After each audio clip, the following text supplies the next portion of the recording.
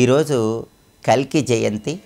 ఈ సందర్భంగా ఎలాంటి విధి విధానాలు పాటించాలో, అలాగే శ్రావణ శుక్ల షష్ఠి తిథి సందర్భంగా ఎలాంటి విధి విధానాలు పాటిస్తే సమస్త శుభాలు చేకూరుతాయో, శ్రావణ బుధవారం సందర్భంగా విష్ణువుని ఏ విధంగా పూజించడం ద్వారా వృత్తి ఉద్యోగ వ్యాపార రంగాల్లో విశేషంగా రాణించవచ్చో నేటి శుభం లాభం అనే శీర్షికన పరిశీలిద్దాం.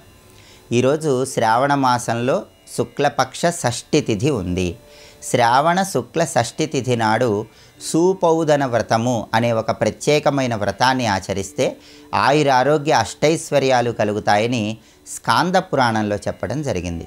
సూపౌదన వ్రతం అంటే అర్థం ఏంటంటే పప్పు కలిపిన అన్నాన్ని పరమశివుడికి నైవేద్యంగా సమర్పించాలి. ఈరోజు శివుడి దగ్గర దీపాన్ని వెలిగించి రకరకాల పుష్పాలతో మారేడు దళాలతో పూజ చేసి పప్పు కలిపిన అన్నాన్ని ఈశ్వరుడికి నివేదనగా సమర్పించి దాన్ని కుటుంబంలో సభ్యులందరూ ప్రసాదంగా స్వీకరించాలి. దీన్ని సూపౌదన వ్రతం అనే పేరుతో పిలుస్తారు. శ్రావణ శుక్ల షష్ఠి సందర్భంగా ఈ సూపౌదన వ్రతం చేసినట్లయితే పరమశివుడి అనుగ్రహం వల్ల ఆయురారోగ్య అష్టైశ్వర్యాలు కలుగుతాయని స్కాంద పురాణంలో చెప్పడం జరిగింది. అలాగే శ్రావణ శుక్ల షష్ఠిని కల్కి జయంతిగా జరుపుకోవటం అనాదిగా వస్తున్న సంప్రదాయం. శ్రీ మహావిష్ణువు దశావతారాల్లో కల్కి అవతారానికి విశేషమైన ప్రాధాన్యత ఉంది. కల్కి భగవానుడు సాక్షాత్తు శ్రీ మహావిష్ణువు స్వరూపం కాబట్టి కల్కి జయంతి సందర్భంగా ఈరోజు విష్ణువుని ప్రత్యేకమైన విధి విధానాలతో పూజించినట్లయితే అన్ని కష్టాలు తొలగింపజేసుకొని సమస్త శుభాలను సిద్ధింపజేసుకోవచ్చు. విష్ణుమూర్తికి తెల్లగన్నేరు పూలు, నందివర్ధనం పూలు చాలా ప్రియమని నరసింహ పురాణంలో చెప్పారు. తుమ్మి పూలు, జాజి పూలు విష్ణువుకు ప్రియమని నారద పురాణంలో చెప్పారు. కల్కి జయంతి శ్రావణ బుధవారం సందర్భంగా తెల్లగన్నేరు పూలతో లక్ష్మీనారాయణల చిత్రపటానికి పూజ చేస్తే పునర్జన్మ ఉండదు, మోక్షం కలుగుతుంది.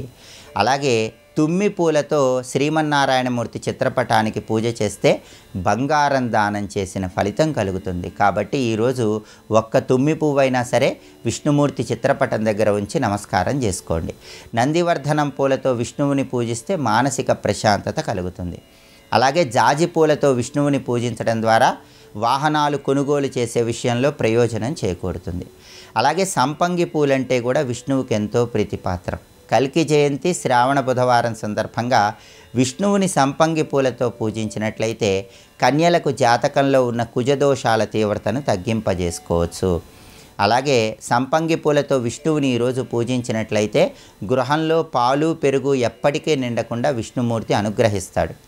అలాగే ఈరోజు విష్ణు సంబంధమైన ఆలయంలో భక్తులకు జలదానం చేయటం ద్వారా కూడా జాతకంలో ఉన్న దోషాల తీవ్రతను తగ్గింపజేసుకోవచ్చు. శ్రీరాముడు, శ్రీకృష్ణుడు, లక్ష్మీ నరసింహస్వామి, వెంకటేశ్వర స్వామి ఇలా విష్ణు సంబంధమైన ఆలయంలో ఎక్కడైనా భక్తులకు మీ చేత్తో జలదానం చేయండి.